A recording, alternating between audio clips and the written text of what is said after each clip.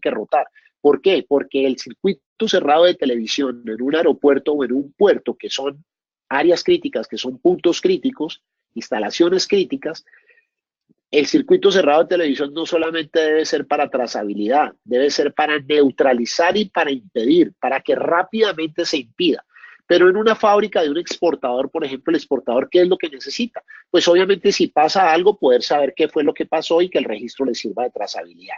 Es decir, allí no debe haber un monitoreo constante. En una zona franca donde yo tengo una cantidad de carros entrando, saliendo, carga, personas, etcétera, que tengo una instalación de tamaño importante, pues tengo que tener un operador de medios que perfectamente pueda lograr identificar una situación de riesgo que se esté presentando. Juan Carlos nos pregunta que la decisión de la alta gerencia es vital para fortalecer los sistemas de seguridad y control. Si hay algún promedio o porcentaje de inversión recomendada para las empresas en el área de seguridad. Qué buena pregunta, Juan Carlos. Eh, yo a eso le llamo el costo de la seguridad versus el costo de la no seguridad. Por ejemplo, eh, una compañía de transporte. La compañía de transporte acostumbra en muchos países a tercerizar con personas que tienen camiones. En Colombia se llaman los tercerizados, en México se llaman permisionarios, y entonces yo como empresa de transporte subcontrato a un señor para que lleve la carga de mi cliente.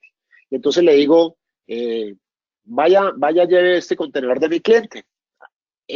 Le hago una averiguación a ese transportista y le digo, es confiable porque no hemos tenido problema con él. Y resulta que en el camino de la zona franca hasta el puerto contaminaron la carga, le metieron drogas a la carga. En Colombia ese tema es muy frecuente, supremamente frecuente. La autoridad encuentra la droga dentro de la unidad de transporte y resulta que la ley penal en Colombia dice que el bien mueble o inmueble utilizado para la fabricación, tráfico, venta de estupefacientes, de sustancias estupefacientes, será sometido a la extinción del dominio. Es decir, le quitan el camión al operador. Entonces, en ese sentido, y hoy hay varios casos, sobre todo también en los temas de contrabando, donde a las empresas de transporte les quitaron los carros. Y un camión de carga para transportar contenedores puede costar $100,000, 300 millones de pesos colombianos, $100,000. Y entonces, esos $100,000 que perdió la empresa por no tener unos controles sobre la gente, ese es el costo de la no seguridad. Y entonces yo lo que tengo que hacer cuando voy a presentar una inversión en materia de seguridad, tengo que decir, mire, esto es lo que nos cuesta hacer y esto es lo que nos cuesta no hacer. Entonces, de esa forma yo voy a poder sustentar de manera objetiva una inversión en materia de seguridad. Edwin nos cuenta que en Curazao tienen un sistema de rotación de cada 2 horas, dependiendo del área crítica, dependiendo de la instalación. Muy bien. Ok. Bueno, completamos nuestra primera hora. Vamos a hacer un receso de 10 minutos para dejarlos descansar a ustedes un momento. Y en 10 minutos nuevamente retomamos para tener los dos temas que nos faltan. Los controles de acceso físico y la seguridad informática, que ahí sí hay muchísima importancia y no solamente con lo que hemos hablado, sino que hoy día cobra vital importancia los temas de seguridad electrónica. Entonces, en solamente 10 minutos regresamos para que ustedes puedan descansar un poco y retomamos nuevamente nuestra sesión.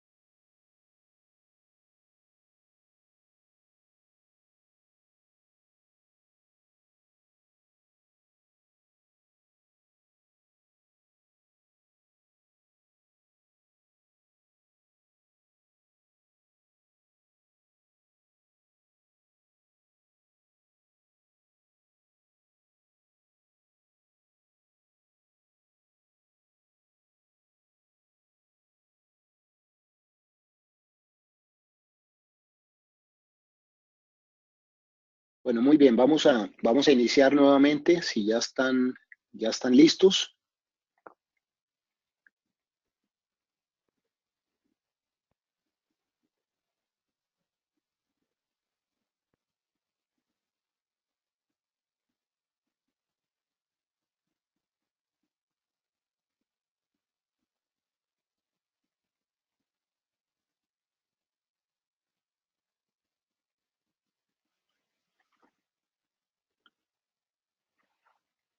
Bueno, tenemos audio, tenemos video, alguien que me confirme si estamos bien nuevamente con la presentación, con el audio, con el video. Muy bien, Ángela, perfecto. Ok. Me preguntaba hace un momento alguno de los participantes, eh, Alicia me preguntaba que cuántas cámaras se deben considerar por área donde se tienen 32 hectáreas. La asignación tradicional de las cámaras de video en las instalaciones usualmente era cubriendo áreas. Es decir, yo tengo un área de forma rectangular y entonces en cada una de las esquinas coloco una cámara que me vaya cubriendo eso. El, el control de las cámaras o la asignación de las cámaras debe hacerse con base en el riesgo. Y yo no voy a cubrir solamente áreas, yo voy a cubrir procesos. Cuando hablaba de trazabilidad es que me permita mostrar un vehículo que ingresa por las instalaciones principales de la zona franca y se dirige hasta donde un usuario.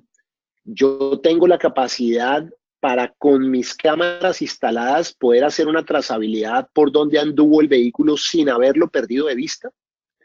Entonces, si el riesgo es que suceda algo con ese vehículo al interior, pues yo debo tener un sistema de cámaras que me permita particularmente hacerle el seguimiento a ese vehículo con varias cámaras. Entonces, el número de cámaras no depende del tamaño de la instalación, depende de los procesos y los riesgos que haya dentro de la operación, de los puntos muertos que pueda haber dentro de esa instalación. Si tengo edificaciones muy altas, pues me va a hacer que la visibilidad sea menor. Por eso siempre las cámaras hay que instalarlas lo más altas posibles. Usualmente se utilizan cámaras tipo domo, que son cámaras donde se están moviendo con un joystick. Esas cámaras son buenas cuando se tiene un operador detrás que la está manipulando, pero en áreas críticas particularmente debemos tener cámaras fijas. ¿Por qué? Porque mientras la cámara tipo domo está mirando hacia un lado, un evento puede estar sucediendo hacia el otro lado y no se controló. Entonces, repito, el número de cámaras no depende del tamaño de la instalación, sino de los riesgos y de los procesos que se desarrollan allí. La ubicación de cámaras, obviamente, cámaras en las zonas de ingreso, en las barreras perimetrales, en las zonas de manejo de carga. En esas zonas particularmente es donde deben haber cámaras. En las zonas críticas, zonas restringidas, que su sensibilidad, su riesgo obliga a que haya un control específico con una cámara. Entonces, repito, no depende del tamaño, sino de los procesos que allí se desarrollan. Muy bien. Y entonces nos quedan dos estándares, controles de acceso físico y la seguridad informática. En relación a los controles de acceso físico, entonces la norma nos habla que tenemos que tener personal de seguridad, un proceso de identificación de los empleados, la identificación de visitantes y de proveedores, procedimientos para identificar y retirar personas o vehículos no autorizados y la entrega de mensajería y paquetería, entre otros. Entonces, con relación a los controles de acceso, lo que se busca es prevenir e impedir que alguien no autorizado ingrese a la instalación. Eso es lo que se busca con un control de acceso físico. Repito, ese control de acceso físico no puede obstaculizar la operación. Vamos a revisar a todo el mundo que entre, cuántas personas trabajan en una zona franca y vuelvo a repetir el caso de la zona franca de Bogotá, que es tal vez una de las zonas francas más grandes de Latinoamérica, donde el flujo de personas ingresando son 450 empresas adentro, empresas con 100 trabajadores, con 50, con 20, vehículos entrando y saliendo con carga, proveedores, contratistas, etcétera. Pues no pueden parar a todo el mundo allí, tiene que haber un sistema que permita el acceso fácil, rápido, pero controlado. un acceso controlado. Muy bien. Entonces, el control de acceso físico lo que busca es que el que no esté autorizado no pueda ingresar. Por lo tanto, tenemos que tener un control de ingreso o un procedimiento de control de ingreso para visitantes, para contratistas y para empleados. Para empleados, pues obviamente sus identificaciones que puedan ingresar rápidamente, visitantes que se verifique si efectivamente está autorizado o no para entrar y lo mismo los contratistas. Se deben mantener registros de estos controles de acceso y obviamente tener un control de hacia dónde van las personas, cuánto tiempo se tardan adentro las personas para poder saber si efectivamente un visitante, un contratista que fue donde un usuario, cuando salió de allá no se fue a otros lugares, sino necesariamente se fue otra vez a los sitios de salida. Entonces hay que tener esos controles de acceso físico instalados dentro de la instalación. Con relación al personal de seguridad, este tema de la seguridad privada es un tema bastante complejo y con más deficiencias en unos países que otros. En el caso particular de Colombia, la seguridad privada ha venido teniendo un nivel de profesionalismo muy importante. Hay una superintendencia que controla todo el servicio de seguridad. Los guardias tienen que estar entrenados, capacitados. En algunos otros países, el empleo último que encuentra una persona, cuando ya no encontró empleo en cualquier otro sector, pues se va de guardia de seguridad. Hay un nivel de informalidad, de poco entrenamiento, de poca capacitación. Entonces, el personal de seguridad para una zona franca tiene que ser orientado a la protección y a la seguridad de los activos. Usualmente en los sistemas de gestión trabajamos en 4 áreas de protección: la protección de instalaciones, la protección de personas, la protección de los procesos y la protección de los datos. En la protección de las instalaciones, pues tenemos guardias de seguridad en los accesos, en las entradas, en las salidas, para que puedan hacer rondines, para que puedan hacer recorridos y ver que las barreras perimetrales estén funcionando de manera adecuada. Y ese personal de seguridad en algunos países está armado, en algunos otros países no. En el caso de México, en su mayoría la seguridad privada no tiene armas. Para el porte de armas se requieren unos permisos especiales, pero la mayoría de guardias de seguridad de las compañías de seguridad en México particularmente no están armados.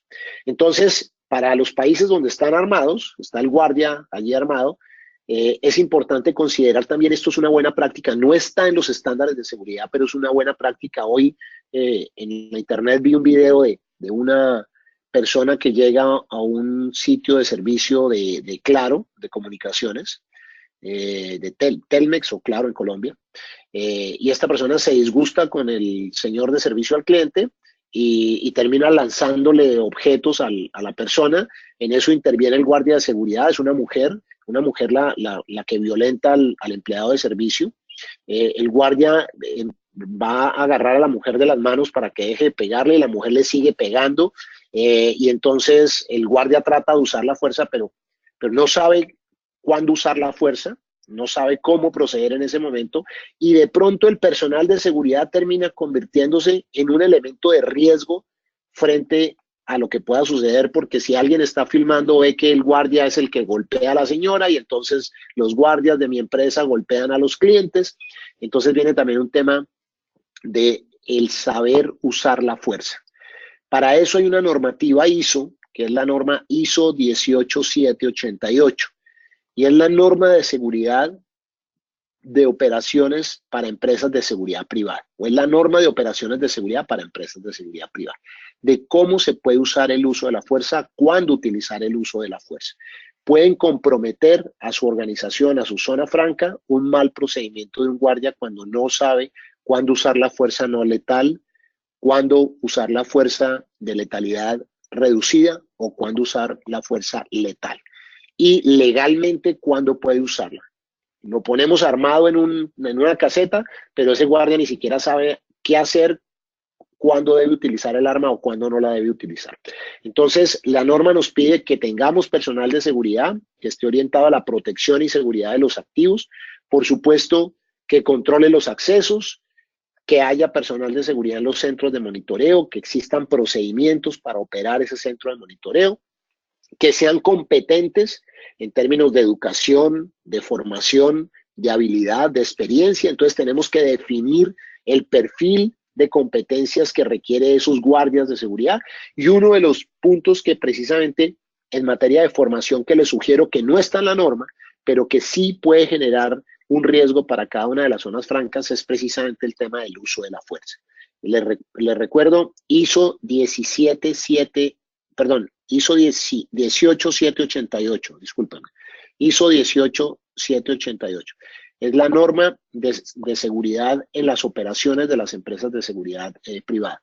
Ya varias, por ejemplo, las embajadas de los Estados Unidos en diferentes partes del mundo, ya les obliga a las empresas de seguridad que les prestan sus servicios a que tengan esta certificación, esta capacitación para sus guardias. Sí, ISO 18788, Ricardo, que me estás preguntando allí. Muy bien. Deben existir protocolos de emergencia. ¿Qué hacer en caso de? Siempre decimos, no, ellos saben qué hacer. No, los protocolos tienen que estar escritos. ¿Qué hacer en el evento de esta situación? ¿Qué hacer en el evento de esto? ¿Qué hacer en el evento? Sucedió un robo, sucedió un secuestro, sucedió un atropellamiento, sucedió. ¿Qué se debe hacer para cada uno de los riesgos que se han identificado? Esos riesgos que hablamos por allá en el capítulo 1, que ustedes seguramente lo vieron con Manuel Iván, donde hablaban de la gestión del riesgo. Esos riesgos debemos tener un protocolo de cómo actuar frente a cada uno de esos riesgos. Es lo que normalmente se conoce también como planes de emergencia, de contingencia, y que derivan posteriormente en algo que se llama planes de continuidad de negocio, que lo vamos a ver en sesiones posteriores. Entonces, ¿qué hacer? ¿Cómo actuar frente a cada uno de los riesgos, las emergencias que se puedan presentar? ¿Qué hacer frente al retiro de personas que se entraron a la zona franca sin autorización? Entonces, ¿cómo la retiramos? Que el guardia, usualmente los soldados que salían del Ejército de Colombia se iban a emplear como guardias de seguridad y las empresas de seguridad contrataban usualmente a estos muchachos porque eran muchachos disciplinados, formados, pero también eran muchachos que no estaban entrenados solamente para la protección y defensa de una instalación, sino también de manera ofensiva. Y entonces una persona que se internó en una zona franca de manera no autorizada, entonces el guardia va y le hace una llave inglesa y le tuerce el cuello y resulta que tenemos una demanda después por lesiones personales. Entonces es importante tener un procedimiento para retirar las personas, para enfrentar esas personas no autorizadas y cómo retirarlas del lugar. De igual manera tienen que haber unas notas explicativas, cuántas personas de seguridad tenemos, cuántos turnos en cada lugar, cuáles son sus cargos, sus funciones, este es supervisor, este es guardia, este es monitorista, este es una persona operador de medios técnicos, qué horarios cumplen estas personas, cómo se controlan las armas, los resguardos, los permisos. Esto también está dentro de esta norma ISO 18788 que les manifiesto. Muy bien. Debemos tener un control de acceso, un procedimiento de control de acceso para empleados, para visitantes y contratistas. Y entonces, para los empleados, pues tengo que tener un sistema que me permita identificar los empleados.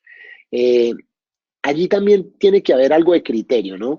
Esta mañana también Cristóbal Hernández, el funcionario de CBP de la aduana americana, decía, si yo voy a una empresa donde son 2 empleados que se va a certificar, por ejemplo, en el caso de CityPath, es una compañía de transporte que tiene 2, 3, 4 empleados, el gerente es el papá, los hijos son los empleados, ¿para qué debo tener carnet para identificar 4 personas? Pues no tiene mucho sentido eso. Pero en una zona franca donde tengo entrando 40, 50, 100, 200, 500, no sé la zona franca de Bogotá, cuántas personas diariamente reciben, ingresan, debería saberlo, pero no lo recuerdo ahora, pero fácilmente son 2.000, 3.000 personas que diariamente están entrando y saliendo de la zona franca. Pues obviamente tiene que haber un sistema de identificación que permita rápidamente identificar a esa persona para entrar y salir de la instalación. ¿En qué áreas de acceso me permite ingresar? Todas las personas de la empresa no deben tener acceso a todas las áreas. A sistemas solamente pueden ingresar las personas de sistemas. A operaciones en la zona franca pues solamente las personas de operaciones de la zona franca deben estar en el edificio de operaciones, en las instalaciones de operaciones. No pueden entrar personas diferentes. Y si van a entrar personas diferentes, pues debe haber un registro, tiene que haber un permiso, tiene que haber una justificación del por qué quieren entrar a estas zonas. Y las autorizaciones o los carnet que se entregan, los gafetes, como se dice en México, tiene que tener un procedimiento de emisión de esas identificaciones, de cuándo se entrega, de cómo se retiran, qué pasa si se me pierde, qué condiciones de seguridad debe tener esa tarjeta que no sea fácilmente duplicable, que tenga un holograma de seguridad o un dispositivo electrónico, algo que permita que no sea fácilmente duplicable o fácilmente falsificable para vulnerar el ingreso a una instalación. Tiene que haber un registro de la entrega, tiene que haber un registro del retiro de esas identificaciones de las personas. De igual manera, pues tiene que haber el procedimiento documentado. Tenemos que identificar cuáles son los mecanismos de identificación de empleados, de contratistas. Ah, tengo lectoras electrónicas, perfecto, excelente. No tengo lectoras, pero tengo una persona que me va registrando cuando ingresaron, perfecto. O tengo una cámara que me está viendo cuando se hizo el control de acceso, perfecto. Siempre tiene que haber un mecanismo para poder identificar a los empleados, a los contratistas, a los visitantes. Cada cuánto se hace la entrega, cada cuánto se cambia, cada cuánto se actualiza. Si la persona se va de la compañía, pues tiene que entregar ese documento, tiene que eliminar el acceso, bien sea físico, electrónico o como lo tenga. ¿Quiénes son los responsables de ese control de emisión de los documentos para los empleados, para los contratistas? Hay un video, vamos a ver si lo logran escuchar.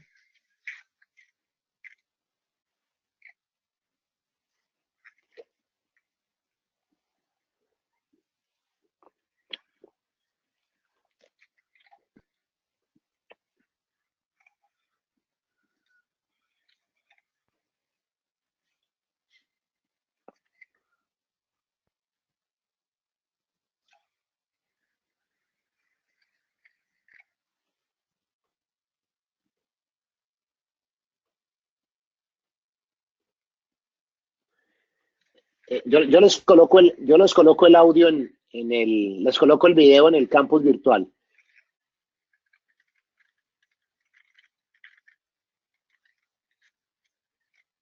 El video está en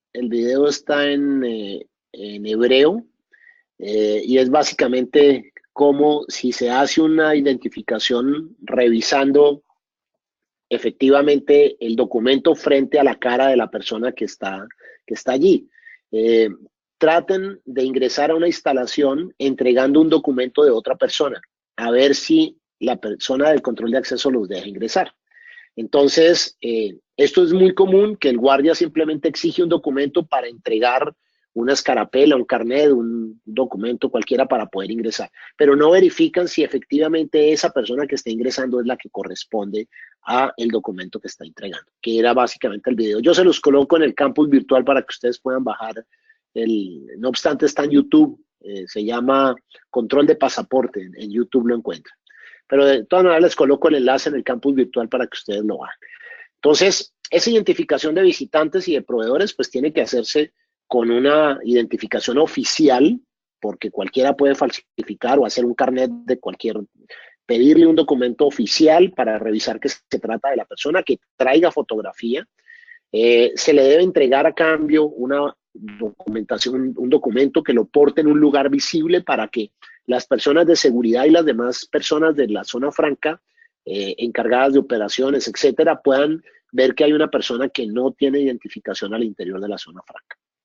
Los registros de entrega, de retiro, en las notas explicativas, pues un procedimiento documentado para esa entrega de los documentos, de los cafetes, de los carnet, qué registro se lleva, cuánto tiempo se mantiene ese registro, cuál es el tiempo de retención del registro, quién es el responsable de esos registros. Eso es parte de los procedimientos documentados que debemos tener. Con relación a la identificación y retiro de personas, encontramos que se metió, ahí Catalina ya les colocó el link del video en el chat, para que lo puedan tener y lo escuchen bien. En el siguiente video, que seguramente tampoco van a escuchar el audio, pero lo que me importa es que lo vean, es un ejemplo de lo que no se debe hacer para retirar personas no autorizadas. Y esto sucedió en la Plaza de Toros de Cali hace unos años, donde unos antitaurinos se meten al ruedo de manera irregular y una persona, el jefe de seguridad de la Plaza de Toros, irrumpe en la plaza también y saca a estos muchachos de su cabello, los arrastra por la Plaza de Toros, obviamente con el problema respectivo.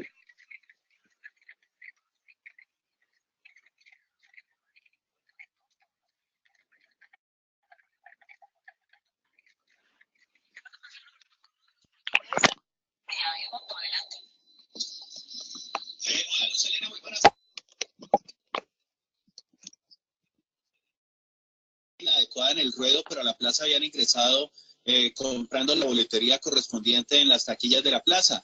Lo que ocurrió adentro, pues ya fue un incidente que se fue a mayores porque uno de los funcionarios de la plaza arrastró a uno de los jóvenes por el piso y los otros fueron sacados a empujones. Ellos dicen haber sido agredidos. Uno de los directivos de la Plaza de Toros de Cali rechazó la actitud de uno de sus funcionarios que dice es un contratista, pero dijo que no habrá ningún tipo de sanción contra este hombre. Los jóvenes esperan o estudian la situación para tratar de definir si interponen o no una denuncia contra la Plaza de Toros de Cali. Este video muestra a un funcionario de seguridad de la Plaza de Toros de Cali cuando agrede a uno de los 3 activistas de la Federación de Comités de Liberación Animal. El hombre sujeta al joven del cabello y lo arrastra hasta sacarlo del ruedo en presencia de miles de aficionados.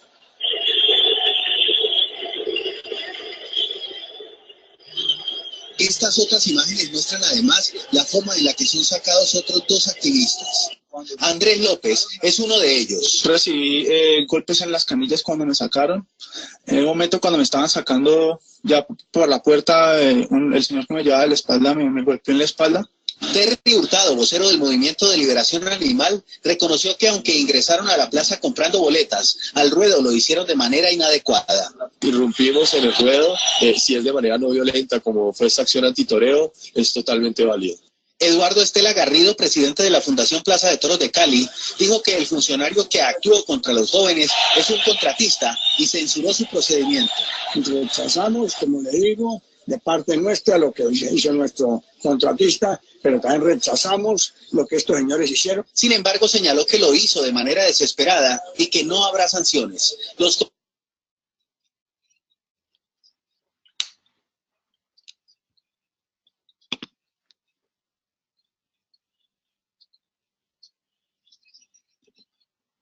Bueno, muy bien. Con este ejemplo, al final hablaba el presidente de la Plaza de Toros diciendo que era un contratista el que había hecho eso. Su jefe de seguridad no era de su nómina, pero era un contratista, pero finalmente, si estos señores quieren instaurar una denuncia, pues lo van a hacer por lesiones personales. Por lo tanto, con ese ejemplo, pues nos damos cuenta de la importancia de tener un procedimiento para el retiro de personas no autorizadas. Entonces, ese procedimiento debe definir quién es el que va a enfrentar las personas. Si ustedes observan el video, ese era un tema de policía. Ese era un tema donde la policía tenía que haber sido la que actúa y no el jefe de seguridad de la Plaza de Toros. Y muy enérgico este jefe de seguridad, pues no tiene problema en agarrarle la melena al muchacho y arrastrarlo por toda la plaza. 40,000 personas empezaron a chiflar al jefe de seguridad, no al antitaurino. Y por ende, obviamente, podía haber generado un perjuicio para la empresa. Entonces, ¿a quién se va a enfrentar? ¿A qué retirar? ¿Cuándo se le debe reportar a una autoridad? ¿Qué registro dejar? La acción correctiva derivada de esa persona por donde ingresó vulneró nuestro sistema de control de acceso, vulneró nuestra seguridad física. Por lo tanto, yo debo identificar qué fue lo que pasó y emprender las acciones correctivas a que haya lugar. En las notas explicativas, pues, ¿qué registros se deben llevar? ¿Cuánto tiempo de retención deben tener? ¿Quién es el responsable del registro? Muy bien. Otro de los puntos que trae los controles de acceso, y creo que es el último punto en los controles de acceso, es la entrega de mensajería y paquetería. Y aquí nuevamente otro video. En Colombia hemos estado en elecciones estos últimos días. El domingo pasado tuvimos elecciones parlamentarias. Y próximamente en el mes de mayo tenemos elecciones presidenciales. Uno de los candidatos presidenciales es el antiguo vicepresidente de la República, Germán Vargas Lleras. No le estoy haciendo publicidad política al señor Vargas Lleras, sino que el caso es particularmente que lo involucra a él, y lo involucra a él porque siendo presidente del Congreso de la República, antes de ser vicepresidente, el señor sufrió un atentado precisamente con un tema de paquetería. Y entonces, en el video, quiero que oigan el audio. Germán Vargas Lleras le explotó una bomba en la cara. La coartada de quienes quisieron matarlo fue la época de Navidad. Le enviaron de regalo una bomba que estalló mientras destapaba los obsequios en su oficina del Congreso. Perdió 2 dedos. En febrero de ese mismo año del 2005, las autoridades frustraron un plan criminal en su contra. Se descubrió que supuestamente las FARC iban a colocar un camión bomba con 400 kilos en la Plaza de Toros de Santa María de Bogotá. Pues aquí no se mostró sino una fotografía en la que aparecía yo y un hermano mío. 8 meses después, en octubre de 2005, tras salir del programa Hora 20 de Caracol Radio, en plena zona financiera de la ciudad, en la calle 71.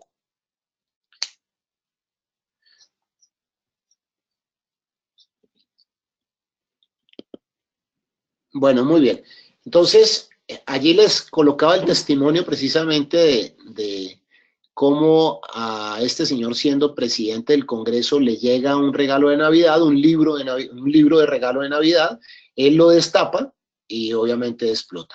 Y aquí hay varios puntos interesantes. Uno, ¿dónde estaba la gestión de riesgos? Un hombre que el recuento de la nota periodística habla de 2 o 3 atentados previos que tuvo esta persona. Si es una persona con ese nivel de riesgo, que además es el presidente del Congreso del país, pues necesariamente tiene que tener unos controles adecuados. Si él hubiera implementado esto que estamos hablando hoy día ustedes y nosotros, pues seguramente no le hubiera pasado.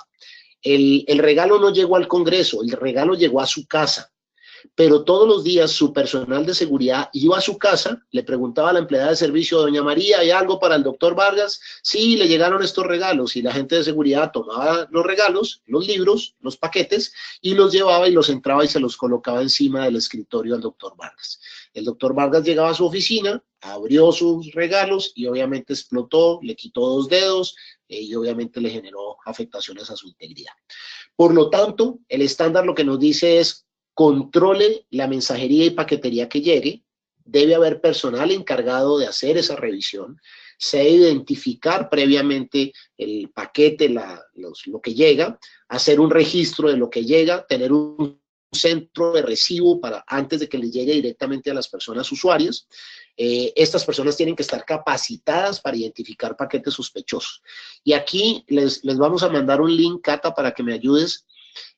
La página del Servicio Postal de Estados Unidos, usps.gov, USPS de United States Postal Service, Servicio Postal de Estados Unidos, .gov o .com, con cualquiera de los dos pueden ingresar.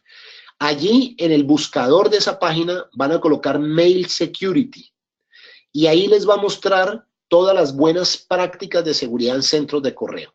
Muchas empresas tienen tercerizados los centros de correo con compañías de mensajería. Pues esa compañía tiene que cumplir con esos requisitos en materia de seguridad.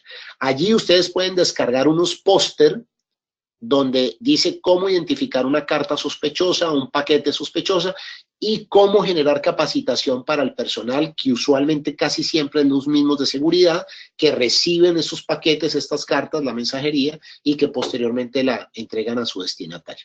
Por lo tanto, repito, ahí ya la colocaron, ya Catalina la colocó. Catalina, si colocas de una vez el buscador Mail Security en tu computadora y les mandamos el link completo para que puedan entrar. Mail Security, página usps.com, ahí ya Catalina nos lo envió. Ahí hay una muy buena guía, unas buenas prácticas de cómo implementar centros de correo seguros en sus instalaciones. ¿Qué notas explicativas nos pide? Que haya un procedimiento documentado, que esté escrito, quién debe hacer la identificación, la autorización de entrega, qué registros se deben. que se deben hacer y qué hacer frente a un evento crítico. Sí, identifique un paquete sospechoso, pero ¿y qué hace con el paquete sospechoso? ¿Lo deja tirado? ¿Lo sale corriendo? ¿Qué es lo que debe hacer la persona frente a un evento crítico relacionado con la mensajería y la paquetería? Muy bien. Y con esto terminamos el segundo tema, que era el control de acceso. Seguridad física el primero, control de acceso el segundo, y nos vamos a la parte final, que son pocos estándares, pero que son muy importantes. El tema de la seguridad informática hoy día genera que muchas compañías pueden ser vulneradas en su información. Recientemente hubo un caso con la naviera Maersk, donde hackearon sus sistemas, y esto generó una pérdida cuantiosísima para la empresa en materia de su operación. Les bloquearon sus servidores, bloquearon su información por temas de seguridad informática. Hoy la preocupación de Maersk no es si le roban o no un contenedor, hoy la preocupación es si se le meten a su sistema informático. Los señores de Mossack Fonseca, los que les mencionaba de los Panama Papers, nunca pensaron en seguridad informática, jamás pensaron en eso. Ahí cuando ustedes entren al foro van a encontrar la nota con información específica y después de leer eso dirán, qué absurdo, ¿por qué no tomaron las medidas necesarias para garantizar su seguridad informática? Entonces, ¿aquí qué me piden? Primero, que haya una clasificación y manejo de los documentos. Y entonces esa clasificación, ¿cómo se puede dar? Yo puedo clasificar mi información en tres. Información pública, que puedo colocar en la página web de mi empresa. 2, información interna, que es solamente para uso de mi zona franca, solamente las personas de la zona franca pueden tener acceso a esa información interna. Y 3, información confidencial. Y esa información confidencial es información interna, pero que solamente pueden tener acceso unas personas de la organización. Entonces, yo debo tener unos listados maestros de documentos, donde a cada documento le puedo colocar el nivel de clasificación de ese documento en materia de seguridad. Si es un documento interno, es un documento confidencial o es un documento público. Público que puedo publicar en la web, no tengo ningún problema. Interno, que solamente es para uso de las personas de la empresa, y confidencial, que solamente ciertas personas de la empresa pueden tenerlo. Y en los sistemas de informático, eso se llama roles, y entonces le asignan un rol a una persona y con ese rol puede acceder a información pública, a información interna o a información confidencial. Entonces, mi rol, mi acceso en el sistema tiene que estar determinado conforme a esos 3 niveles de sensibilidad de la información. Debo tener un esquema de seguridad de tecnología de información, todo un sistema basado, por supuesto, en claves, en controles de acceso. Debo tener unas medidas preventivas en materia de información. Y aquí nuevamente otra guía de referencia importante. Se llama la ISO 27001. Esta norma que les estoy diciendo, la ISO 27001, está publicada en su campus virtual. Ustedes la pueden bajar de allí. Para efectos de protección de derechos de autor, tienen clasificación de solamente uso académico. No estamos autorizados para difundirla para otro tema diferente, solamente uso académico. Entonces, en la norma 27001, ustedes van a encontrar en el anexo A de la norma 27001, van a encontrar un documento que se llama objetivos, controles y objetivos de los controles. Y allí les dice en cada fase de diferentes procesos qué controles tener con la seguridad de la información. ¿Qué seguridad deben tener con las redes? ¿Qué seguridad deben tener con los equipos? ¿Qué seguridad deben tener en el proceso de selección de personal con la gente que va a entrar? O sea, es decir, una guía tan completa que les va a mostrar en cada una de las fases de los procesos operativos de la organización qué controles establecer en materia de seguridad informática. La definición de qué documento es confidencial, cómo mantener la integridad del documento, de la integridad del sistema informático. Si tengo intercambios de información con mis usuarios están conectados a mi sistema, yo estoy conectado a la aduana, y entonces ese intercambio de información, ¿cómo se da? ¿Qué niveles de seguridad tiene mi proceso en la zona franca? ¿Qué sistema informático tengo? ¿Cómo hago para que no me lo vulneren? Tengo unas políticas documentadas en materia de seguridad informática, y entonces por aquí creo que tenemos un video también, permítanme, lo ponemos. Si tú creías que que tu computadora, tu smartphone están libres de virus? Pues hoy te vamos a mostrar realmente la forma que necesitas para protegerte de eso.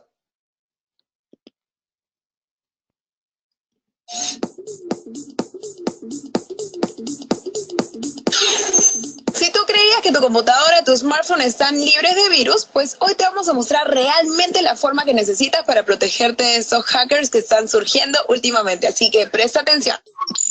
Te hemos hablado en repetidas ocasiones de lo importante que es proteger tus dispositivos electrónicos de cualquier virus malicioso. Pero resulta que a medida que va pasando el tiempo, van surgiendo nuevos recursos para los hackers. Y por tanto, sus malwares son mucho más poderosos ahora. En ese contexto, ¿te preguntaste alguna vez si encajas tú en el perfil que ellos buscan atacar? Al cibercriminal le interesa realmente la gente que tiene plata.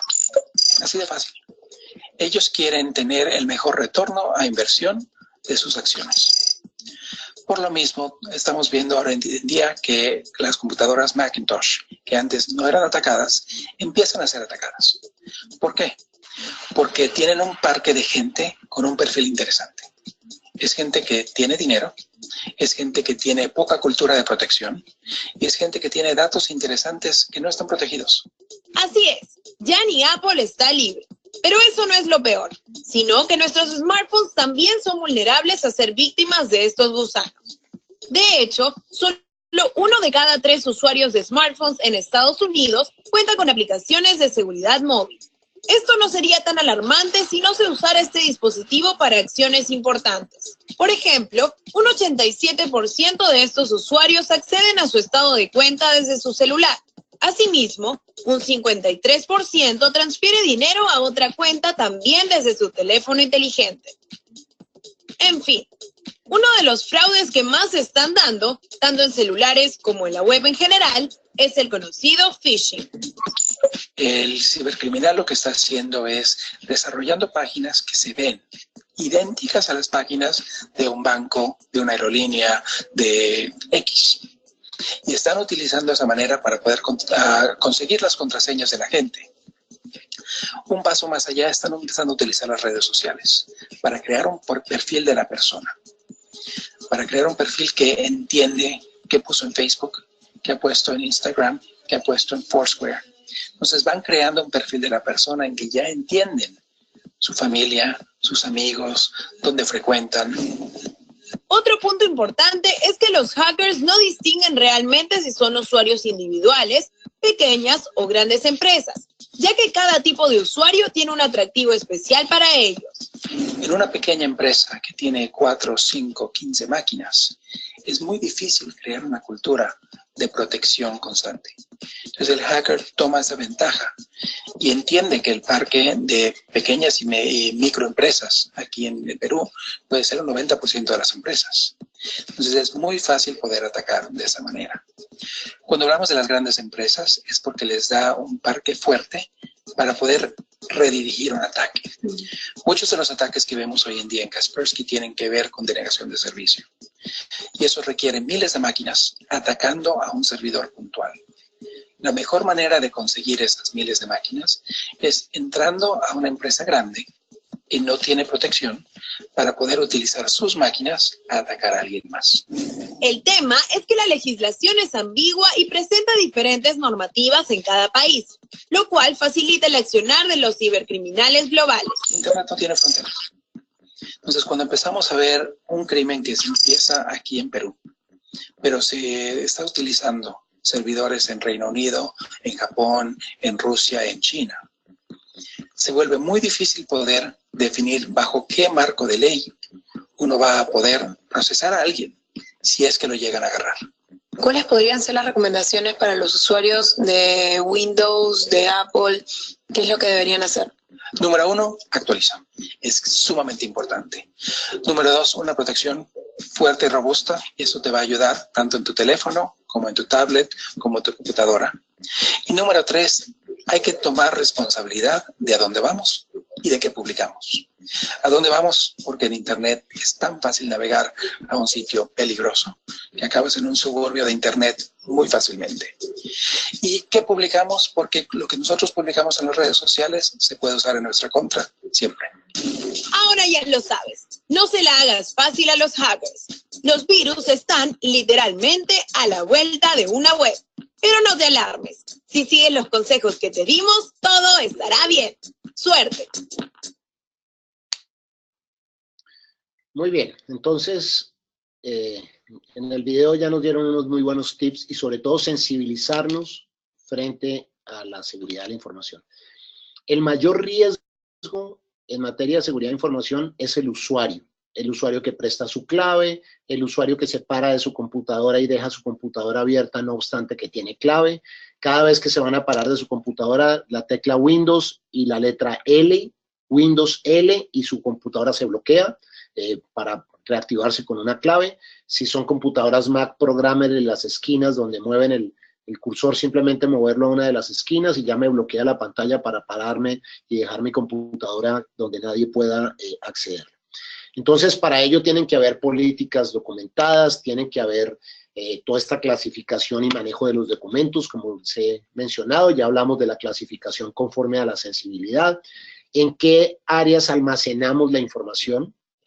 ¿Dónde está almacenada la información? ¿En un data center o en archivos físicos? Y esos archivos físicos, ¿quién tiene acceso a esos archivos físicos? ¿Cuánto tiempo vamos a retener los documentos? Vamos a tener expedientes de empresas, de los usuarios, vamos a tener documentos allí de mis usuarios, qué información tenemos de mis usuarios, esa información es confidencial, es reservada, qué pasa si se pierde, cómo verificamos los controles sobre la información. En las notas explicativas, igual un procedimiento documentado para seguridad informática, para el control de los documentos. Si alguien requiere esos documentos, se van a prestar, se van a registrar, va a haber un control de préstamo y devolución. ¿Quién puede tener acceso a las áreas donde se resguardan los documentos? Nos dice que se perdió la señal. Luis Fernando nos reporta pérdida de señal, no sé los demás. Si alguien me confirma. Ok, Luis Fernando, perfecto. Las políticas de almacenamiento, ¿por cuánto tiempo? ¿Quién debe tener acceso? Repito. ¿Qué plan tenemos ante la destrucción deliberada o pérdida de información? Un usuario que borra información, entonces, si se están haciendo copias de respaldo permanente, ¿qué pasa cuando alguien quiere o intenta dañar la información? Importante tener cuentas individuales, que cada persona tenga su cuenta de acceso individual, no cuentas múltiples, eso viola las normas de seguridad informática, tener políticas y procedimientos, capacitar en seguridad informática a los empleados. El empleado es el más riesgoso, el usuario es el más riesgoso en el sistema. Yo puedo tener antivirus, yo puedo tener todos los sistemas de seguridad informática que quiero, pero si yo no soy seguro en la aplicación de claves, dejo mi computadora abierta, presto mi clave, digito mi clave cuando los demás están viendo, pues obviamente todos esos temas van a ser de afectación a la seguridad. Importante la política, por ahí hay una buena práctica también que se llama la política de escritorios limpios. Entonces, trabajar en eso de la política de escritorios limpios, no tener documentos confidenciales a la vista, tenerlos asegurados. Tener una buena infraestructura de protección, un hardware, un software, un antivirus que proteja su sistema informático, que permite identificar cuando alguien trate de ingresar al sistema de información. Entonces, su ingeniero de sistemas en la zona franca debe tener un sistema que permite identificar quién está tratando de vulnerar, qué ataques tienen las redes. Hoy hay software para eso, que permita detectar el acceso no autorizado, quién está, repito, tratando de hacer. Y si alguien no cumple con las normas de seguridad informática, pues entonces que haya un régimen sancionatorio para ese infractor que no esté cumpliendo con las normas de seguridad informática. ¿Qué pasa si mañana alguien toma su computadora mientras usted se fue a tomar café o se fue al baño, su correo electrónico estaba abierto, toma y hace un correo, redacta un correo al presidente de la compañía, al director general, diciéndole: jefe, usted es de lo peor que existe en el mundo, yo estoy trabajando aquí obligado, si no necesitara mi trabajo ya me habría ido, y da clic y lo envía. Y obviamente cuando ese correo llegue allá donde el jefe va a llamar es al dueño de la cuenta y no a quien lo escribió. Entonces, por eso es importante tener esta serie de controles. En las notas explicativas Definir cada cuánto se hace el respaldo de la información, cuánto tiempo estoy dispuesto a perder de información. Es que, y simplemente con sus teléfonos celulares, seguramente ustedes han recibido mensajes de sus amigos, de sus contactos. Kevin nos reporta que se perdió el audio. ¿Me escuchan? No sé si sea Kevin o seamos nosotros. Perfecto. Kevin, revísalo porque no es desde acá. Perfecto. Reciben información de sus contactos. Dice, por favor, envíenme en sus números porque perdí mi celular y perdí todos mis contactos. Y uno pregunta, ¿y dónde está el backup del teléfono? Entonces, hoy es muy fácil hacer una copia de respaldo de su teléfono, hoy es muy fácil hacer respaldo de su computadora, y si yo hago respaldo cada semana, quiere decir que estoy dispuesto a perder una semana de información. Pues bien, entonces la empresa tiene que definir cada cuánto tiene que hacer el respaldo, de acuerdo a lo que esté dispuesto a perder, quién tiene acceso a ese respaldo, cómo se recupera ese respaldo de la información.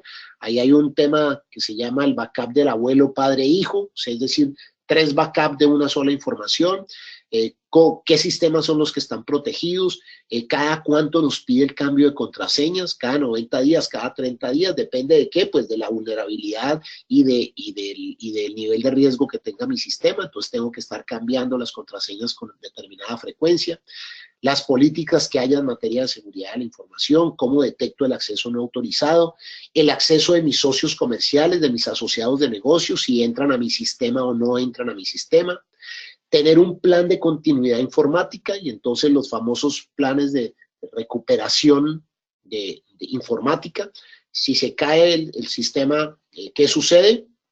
Mientras estábamos hoy en esta capacitación, en esta sesión del diplomado, en nuestras oficinas en Cali hubo un corte de energía, pero hay un sistema de respaldo y ese sistema de respaldo hace que precisamente la conferencia pueda seguir sin dificultad.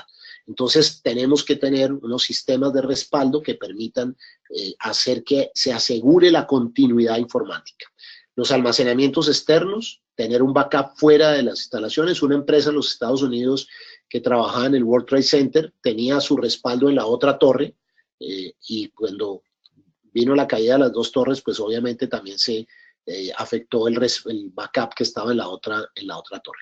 Y por supuesto todo el mantenimiento al sistema de seguridad informática y a todo su sistema informático. Muy bien, con esto hemos visto 3 de los estándares OEA, 3 de los capítulos: la seguridad física, los controles de acceso a instalaciones para visitantes, contratistas, empleados, y la seguridad informática, con la importancia que vimos particularmente de la seguridad informática. Así pues, este es nuestro temario para el día de hoy. Si tienen alguna pregunta, alguna inquietud adicional, con mucho gusto estamos atentos a resolverla. La pueden hacer allí por el chat, o si prefieren activar sus micrófonos para hacer las preguntas, pues aquí estamos atentos a resolverles las inquietudes que ustedes tengan. Mientras alguien coloca inquietudes, quiero recordarles el foro para que participen allí en el foro. Este tercer foro quise colocar un caso práctico allí para que fuera mucho más dinámico, pero sí esperamos de ustedes la participación en el tema. No olviden también la presentación de sus evaluaciones. Si tienen alguna dificultad, por favor nos avisan. Allí está Catalina en el soporte técnico. Cualquier cosa, ustedes nos avisan y damos el soporte que sea necesario. ¿No hay preguntas? No estoy viendo ninguna pregunta en el chat. Gracias, Edwin. Perfecto. Gracias, Ángela. Quiero comentarles, en este momento precisamente en la Ciudad de México se está haciendo la entrega de certificados del diplomado anterior que hicimos con la Asociación Mexicana de Parques Industriales. María Camila precisamente está allí conectada desde ese evento, así que ahí está María Camila. Un saludo especial allá para la gente de ANPIP, María Camila. Y qué bueno que estás conectada. Bueno, me alegra que no tengan dudas, pero no obstante, si hay alguna inquietud, por favor, en el chat o en o en el foro, por favor la colocan. Nos colocan comentarios, excelente la clase, para así todas las seguridades que deberíamos tener en cuenta, perfecto, todo fantástico, excelente, muy bien.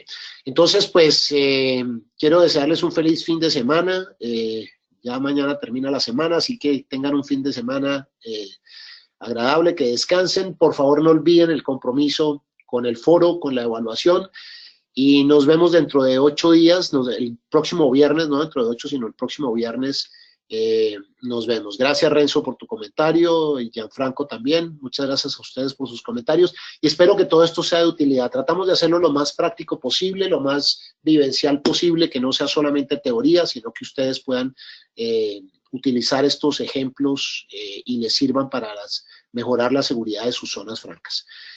Un saludo especial para todos. Catalina, muchas gracias por el soporte. Ángela, también allí en ADFA, muchas gracias por el soporte. Y nos vemos el próximo, de este viernes en 8, nos vemos nuevamente por acá. Muchas gracias por el saludo desde Panamá, de Sofri en Chile. Muchas gracias a todos ustedes por los saludos que están poniendo allí en el chat.